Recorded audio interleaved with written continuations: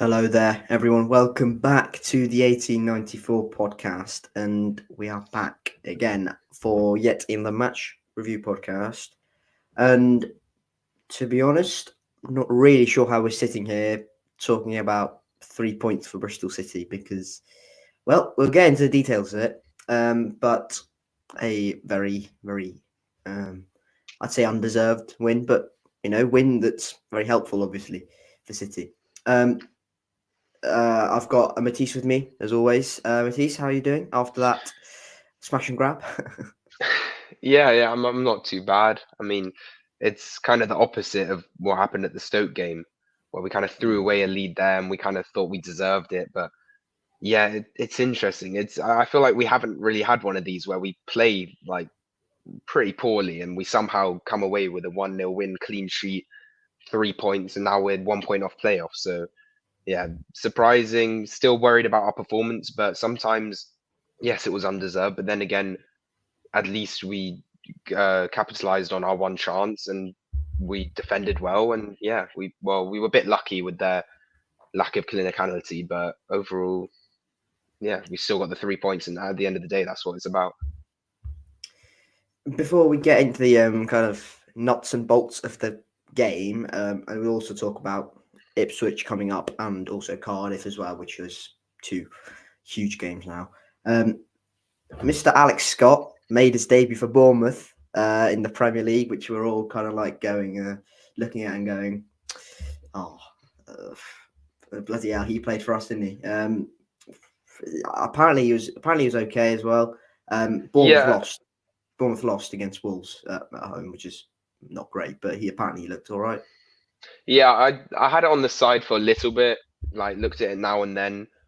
He looked decent. It's obviously his first minutes in the Premier League. It was a little bit shaky. He got a yellow card as well. Then he got taken off. Yeah, he got taken off in the second half, early on in the second half.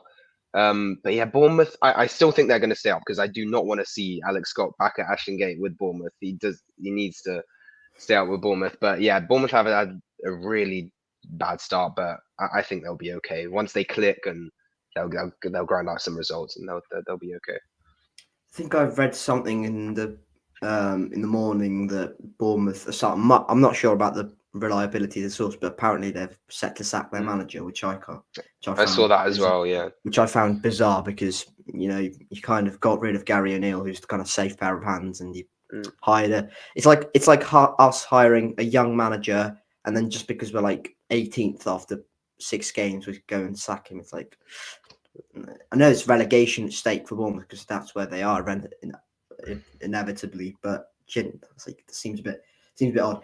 Not a Bournemouth podcast, it's a Bristol City podcast. Might as well be a Bournemouth podcast with all the players they have, but it's not. It was a 1-0 win against Coventry, who, as Matiss said, were really, really bad in front of goal. Like everything up until that point, they were brilliant. I thought they were really, really good.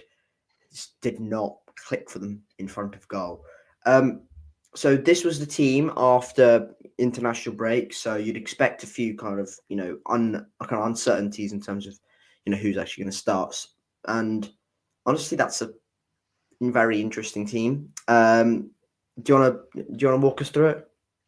Yeah, so obviously Max in goal, but then we decided to change to a 5-back, which we haven't played yet, and we're quite used to this like 4-2-3-1. But yeah, Pearson decided to match Coventry and play 5 at the back, to having 2 up front. So we had Pring, Dickie, and Andy King, and then Hayden Roberts left wing back, Sykes right wing back, then Matty James, Taylor Gardner-Hickman, Vyman, and then yeah, Sam Bell and Tommy Conway up front. Yeah, interesting. First start for Hayden Roberts as well. When I saw that, I thought it was strange. What a first start! Yeah, exactly. Not how it wanted to go. Yeah, we kind of just got dominated on straight away, and I'm glad Pearson changed it because sometimes they leave it, and I think if we stayed with that 5 at the back, we would have been finished. So it was 39th minute. We'd have gone 1-0 down eventually, and then we're not coming back from that, I think. Exactly. So yeah, we changed it, brought Knight on for Hayden Roberts, and then switched back to our four at the back, which settled down things. But yeah, it's a shame for Roberts, but he wasn't really doing much, and we had to change the formation back. But yeah, overall, yeah, very different lineup because our injury crisis right now is really bad. Once we get a player in, another player goes out, Tanner's out for a bit. We've got like a whole back four. Well, we got two right backs out, Viner still, obviously Atkinson, and then Naismith with a calf injury, Joe Williams as well out. I'm not exactly sure why he's out. And then Knight had an illness, but he did come on in the end. He still wasn't 100% and ran. Yeah. He ran like 50 miles in like 60 minutes. He's ridiculous. He doesn't stop running. He's mental. Yeah, so we played. We the reason I think we played. Well, Pearson mentioned this. Was the reason we set up with a 5 at the back system was to match Coventry.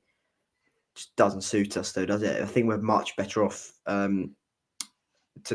think we're just much better off playing our own kind of way, and that, well, it's not playing with a 5 at the back, I don't think, and it just did not work. They hit the post twice in like the first 30 minutes. They were really, really good, Coventry, and I was really impressed. They had everything up until that final moment, and that is where they kind of went lacking. Ben Sheave hit the crossbar within like the first 10, 15 minutes, I want to say, with a shot outside the box. It looked like it was going to go over, and then it just kind of dipped and it hit the post from my angle. It was a good effort, but again, it's kind of outside the box. So you know how much really kind of how much you really want to put on that. On the defense, I'm not sure. Matty Godden then hits the post as well. And Ellis Sims has a massive opportunity as well to put Coventry ahead. He has a chance where I think it's Sakamoto who plays it to Ellis Sims, and then he spins and then he hits it with his right and it goes wide. Something had to change because we couldn't stick with the 5 at the back, otherwise we would go 1-0 down. So it was very. I don't think Hayden Roberts played that badly. He had a few really bad touches. I don't think it was absolutely abhorrent, but I don't think it's on Hayden Roberts. I think it's more on the system, the startup. So yeah, sure, Pearson admitted he went wrong. So look, great, but really, should we be setting up in that way in the first place to make us, do something like that, to change the system so early on? I don't know. Jason Knight went in, so we made it a 4 at the back. So it was a back 4 of Sykes, Dickie, King, Pring, with Matty James, Jason Knight, and Taylor Garn-Hickman in midfield.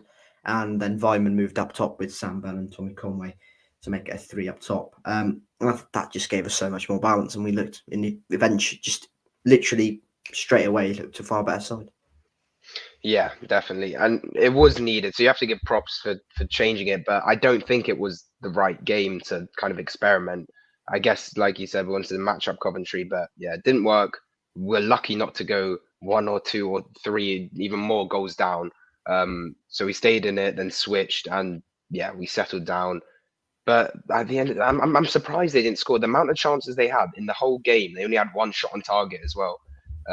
So it just shows lack of really just that final touch, the final clinicality, which, yeah, well, lucky for us, they hit it wide, they hit the crossbar. But sometimes that's how it works. And then, 45th minute comes along and win a free kick through Knight. Taylor Gardner-Maker, who I think he's a good set piece crosser and from corners as well. He's good at passing. He obviously from that Rotherham game as well, he put that beautiful ball to the left-hand side quite a few times, which obviously got us the Tommy Conway last-minute goal. So yeah, he had the free kick. He got the assist at Leeds as well from the set piece. So his set pieces, from the corner. Set pieces were going pretty well. And I know we talked about Alex Scott at the start of it, but Alex Scott and Matty James and Cal Naismith set pieces, they'd come off like once every 20 attempts. So good to have someone in the team who's like has got the energy, has got the technical quality as well as the set pieces. So yeah, I think it makes sense if we play Taylor Garn-Hickman for a while now. And with this situation, hopefully that if he continues this sort of performances, permanent deal, hopefully. Yeah, exactly. That's why the deal was very important. I like what we did there. Like the option to buy is always good because if he performs, and we can come on to later the other transfers that you can sort of look at and like the failed transfers. Both Mehmeti still hasn't been seen in a while. Obviously, he came on against Leeds, but it's kind of not really working out.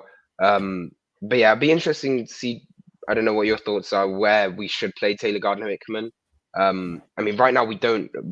Well, Tanner McCrory are out, but we still decided to put Sykes at that right back, but also because we literally have no midfield options other than putting Andy King up. But then where's our centre back? So that just shows the amount of injuries we have.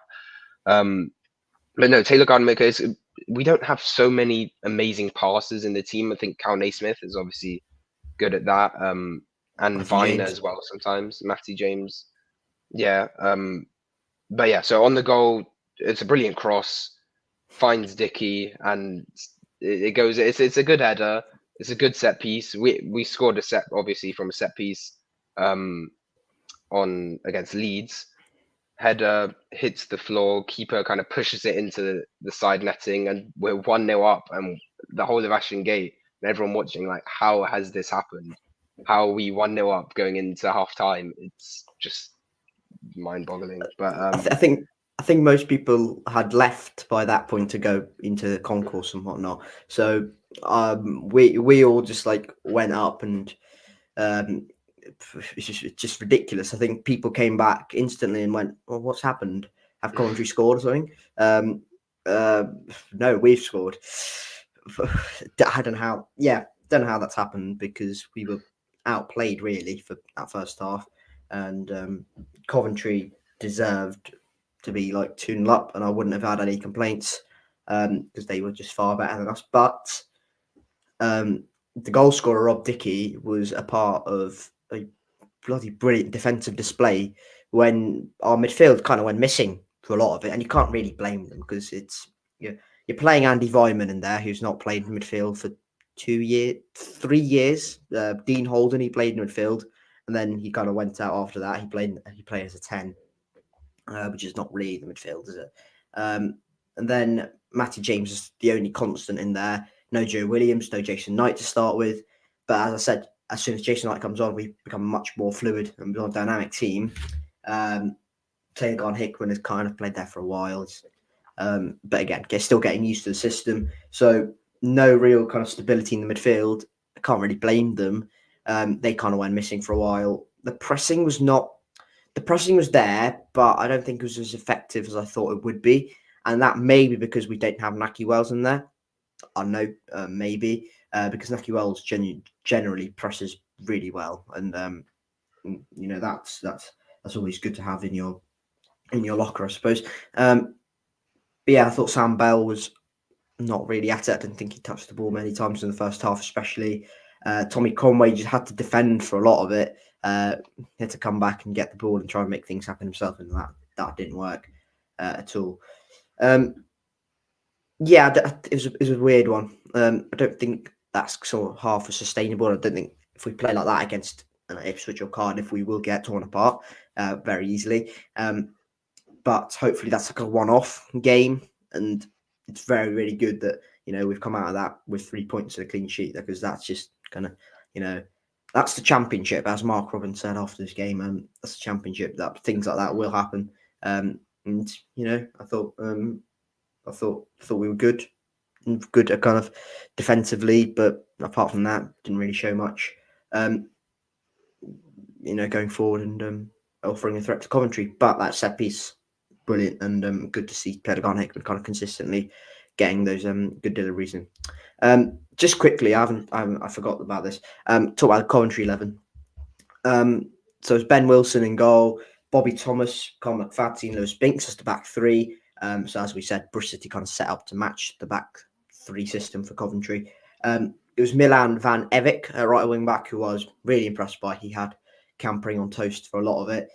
Josh Eccles and Ben Sheaf in midfield, who Ben Sheaf especially was really, really good. The returning Jay De Silva from that left wing back position, and he went over to take a corner and into kind of typical Jada Silva faction, put it like straight into the maxillary sounds. So he came over to the corner, got a lovely round of applause, and literally he clapped us. And then as soon as that happened, we all started booing. It was brilliant. I think you saw the funny side of it, hopefully. Matty Godden, Sakamoto, and Ellis Sims, who, if you remember, Ellis Sims last year for Sunderland, torn us apart at Ashton Gate a little bit. But yeah, that was the Coventry line.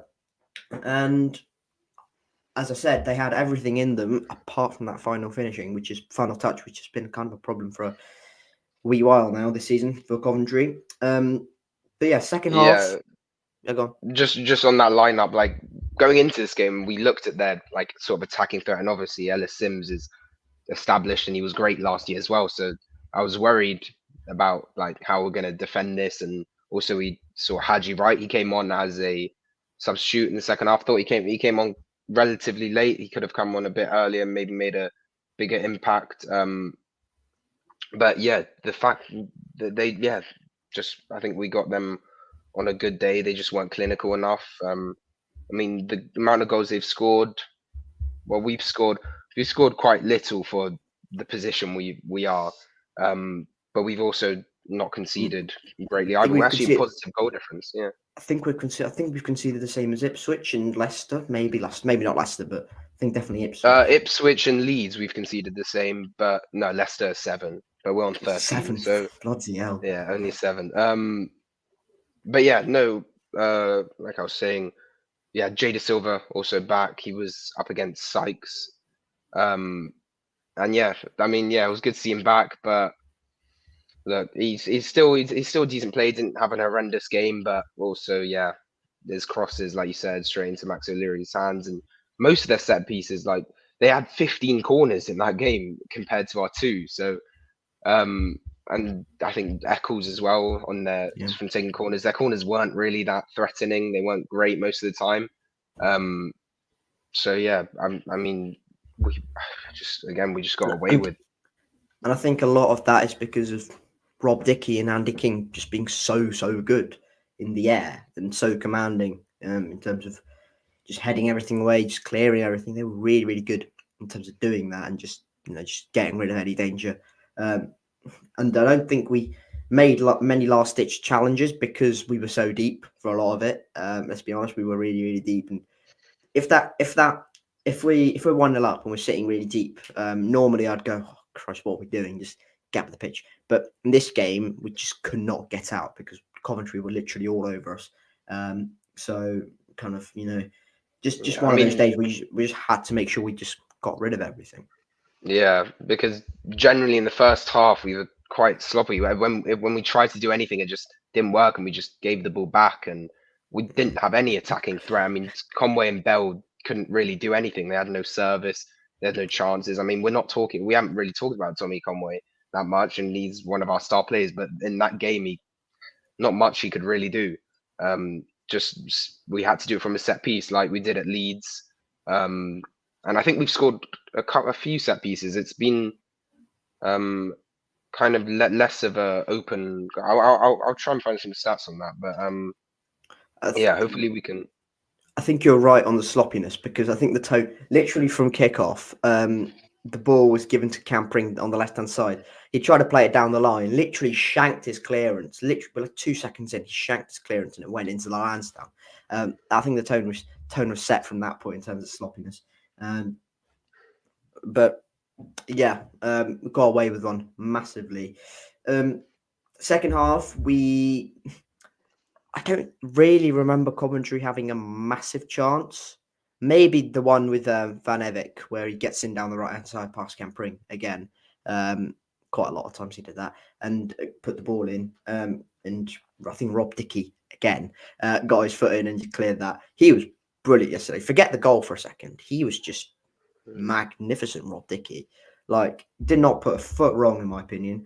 And maybe, just maybe, having no like proper centre backs alongside him may have, caused him to take charge, and I think that might have helped him a little bit.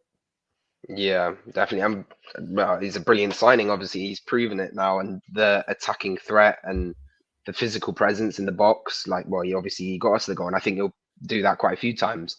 But yeah, he was great. And I mean, when we looked at that lineup sheet, we saw Andy King centre back.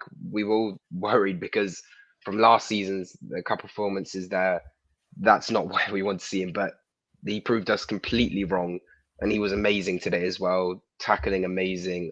And yeah, he proved it. Even though he is a bit older, but he is more experienced. He usually doesn't see himself on that starting 11, but because of the injuries, he's proven still a useful asset to the team, and he was great. And well, yeah, in the second half, we defended really well. No clear cut chances, but they were still on the front foot, still creating more chances, getting into our like half, and yeah, being a bigger threat. But we defended well, and obviously we just knew at that point we're one goal up. Let's just drag this game out and just kill it. And we did it well. Sykes as well. I mean, he wasn't at right wing, but I thought he still had a good game. He got the ball quite a few times, defended relatively well, and yeah, obviously when we first got him, we played him at that right wing back, but then we obviously realised at that right wing he's much more effective. But yesterday he was good, and I thought the whole back line were relatively good. Yeah, Campering didn't win his one-on-one battles that much, and also Taylor Gardner-Hickman. He was in that midfield. I think once we get our injuries back, I see him playing more in right back. But then when Ross McCrory comes back, I mean, we don't know how good he is. I'm excited to see him, but if we'll see how that plays out because he can play different positions as well, right? Like right wing back. He can play right back. He can play centre back. He can play midfield. So a lot of different positions. Play. Yeah. No, you're right. You bang on. I thought we were much better in terms of seeing the game out and game management. I thought we were far better in that sort of scenario of the game because a couple of seasons ago, even last year to a certain extent, we would have probably folded under the pressure a little bit and we probably conceded. But never at any point did I feel like seriously worried the goal was coming. Like they had a few pop shots from wrong range. But generally, we held our structure really well.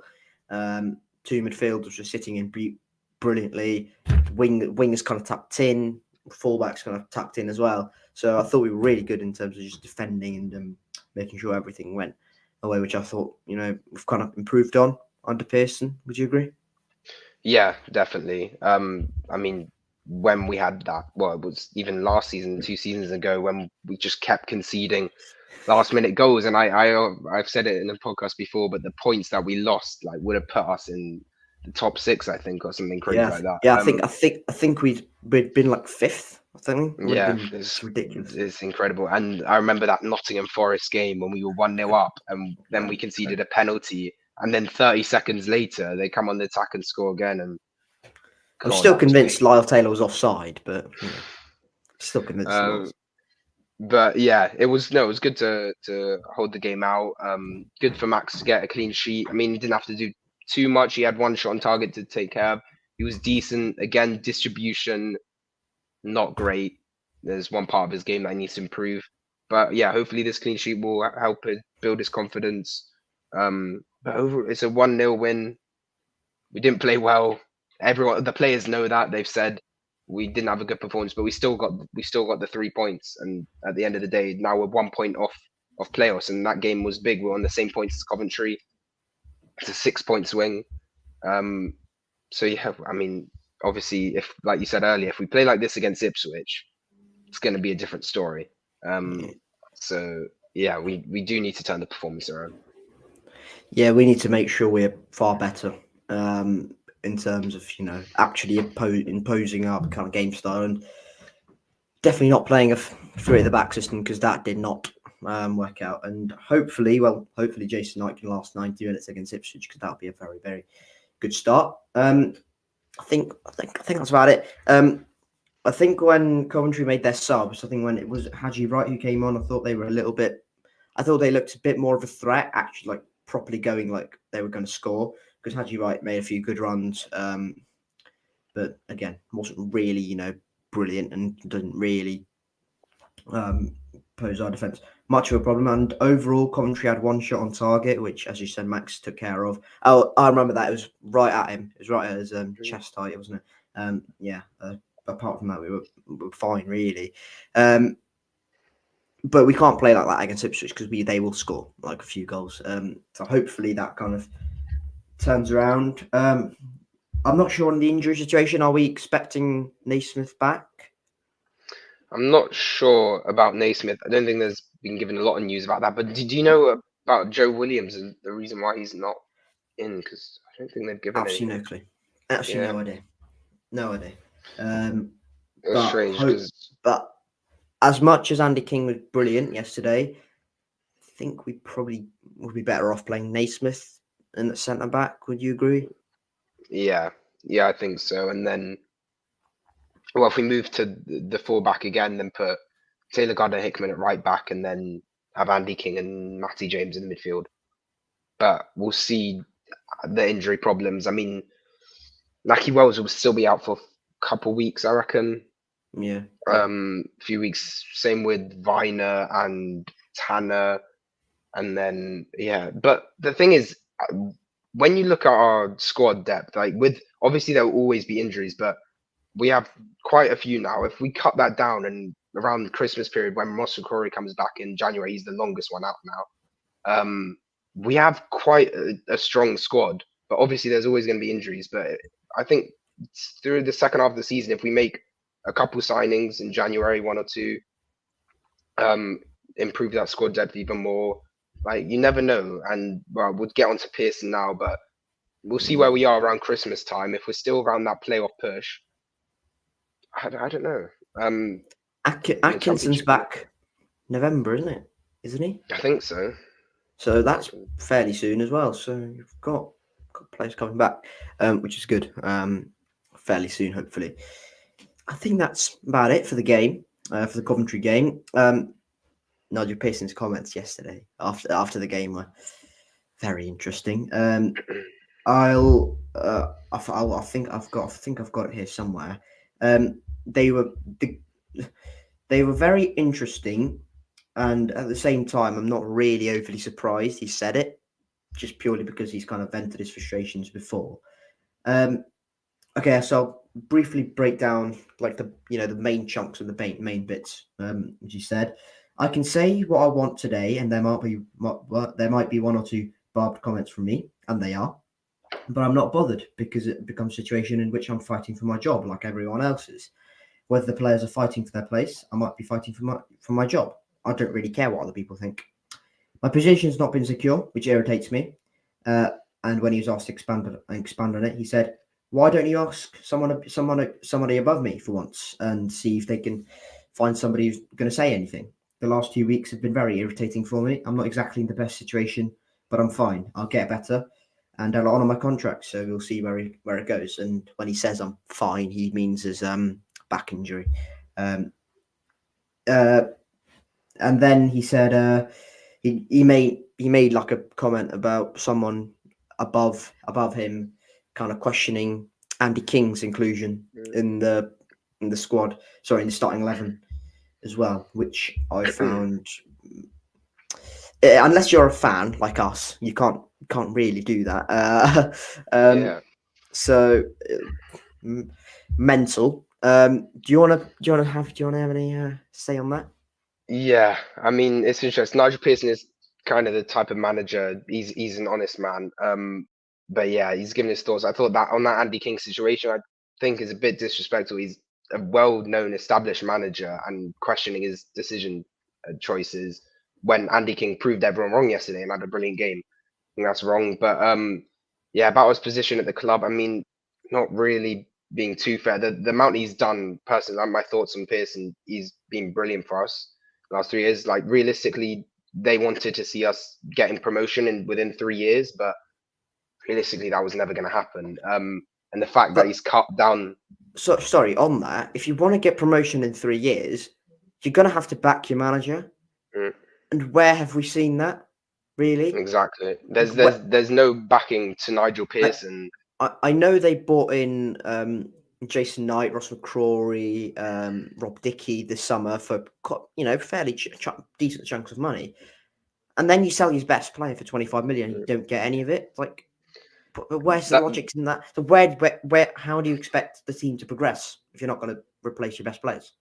exactly. I feel like we're in a cycle where if we're gonna sell our best players, then we're never gonna make that step. And if you look at our squad now, and let's say we get promoted this year, our most of those players are not Premier League quality. Let's be honest. Like we need to like Who, redo our who, whole squad. who is Exactly. I'd say Viner could potentially be a low Premier League lower, like a on lower his lower day. end? Yeah, lower. But most other players are just not there yet. Basically, all of them, if we're being honest. So yeah, selling our best players, and then even when we do, let's reinvest. Let's buy 4 players for like 4 million or something like that, around that. But we don't like the Semenyo money as well. Yes, we bought McCrory, like you said, but I think all of those players this summer added up to like 5 million maybe maximum, Yeah, something yeah. like that. So yeah, there's clearly no backing. He's now on his last year on his contract. Obviously, slow progression, cut the wages down, and we've got kind of a good cycle coming through the youth. We've seen Tommy Conway, Sam Bell, more players coming up. It's things you love to see, and we're getting them down with new contracts. Right now, yeah, still only a quarter through the season. We are 1 point off playoff. We have had mixed results. I'd say give him to December. Let's see where we are, and then hopefully they can give him a backing, which I don't think will happen. But maybe sign some players and then make that push. But personally, I like him as a manager. I think he's done a great job for us right now. And realistically, it's a future project. It's like he's built a proper football club when he's been here, and yeah, I think it's undeserved what he like gets from obviously everyone. Yeah, just on the owners, if this is kind of like an issue, I'd back Pearson over the owners. I'd honestly back Pearson over the owners because Pearson has, well, a proven track record, and well, the owners haven't really, um, they've been great. The Lansdowns have been great for us. Steve especially has pumped a lot of money into the club, and he backed Lee Johnson. And no matter what you want to say, he backed Lee Johnson.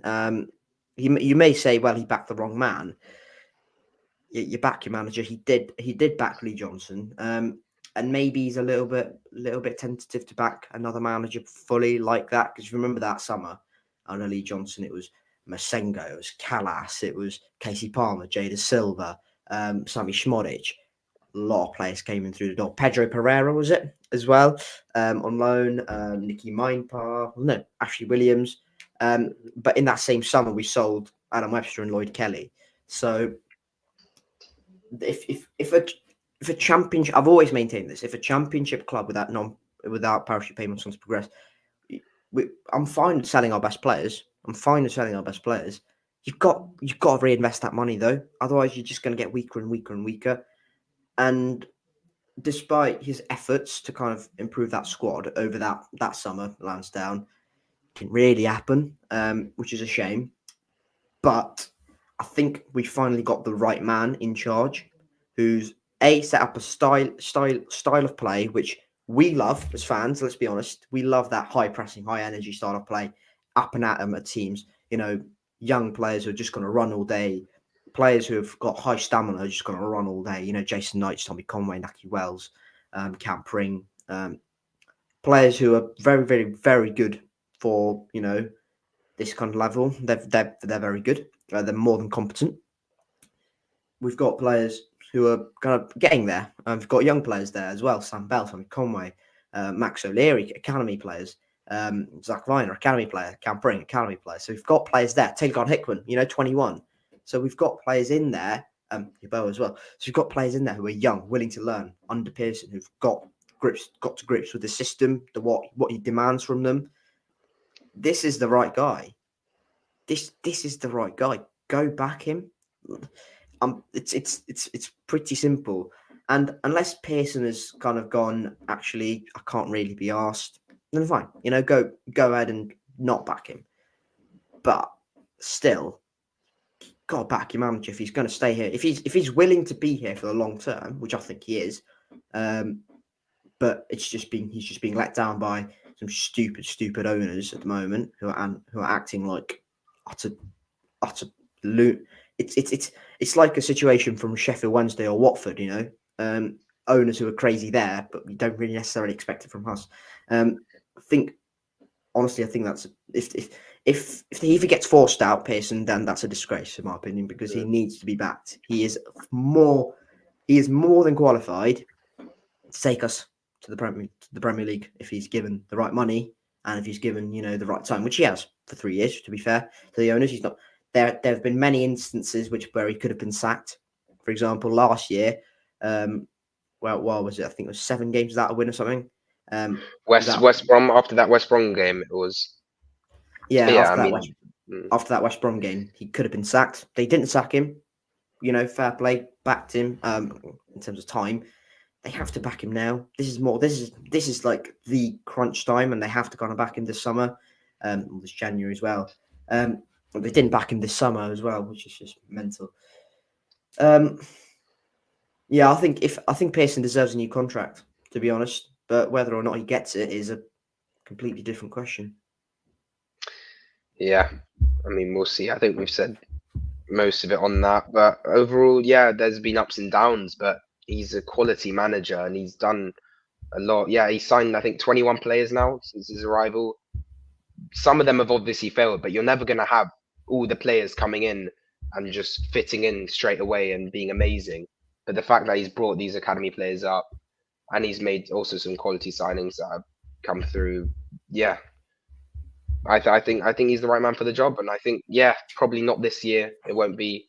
But if we get the backing, yeah, get the squad depth up. We do have injury problems, but he's, yeah, I like him. I like him. And yeah, hopefully he gets the backing, because he's probably going to get fed up and then he will just want to leave. So he also doesn't strike me as the kind of guy who will like stick up for his owners either. He will just come out in the public domain and just go, I can't be asked, and just leave. But we know he probably won't resign. He either just doesn't get a contract and just walks, or he gets a contract and then stays. He won't. I think he'll be told beforehand if he's getting offered a contract or not, but he won't walk. I don't think, because I think he has too much respect for the fan base here.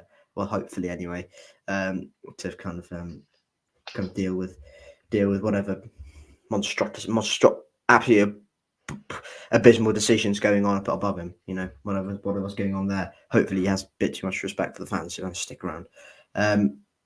Yeah, I think we've kind of covered everything on Pearson. Yeah, we'll see. Thank you guys for listening and watching. Follow us on Spotify. Subscribe to Ani on YouTube as well. Follow our socials. You can see his vlog on the game as well. On somehow, how did we win that? But it's 3 points. It's 3 points. We're 1 point off the playoffs. We're not looking too bad. But yeah, we moved to Ipswich on a Wednesday night, which will be interesting, but you never know. We both will be there, so catch the vlog on my channel, which will be out on the Thursday afterwards.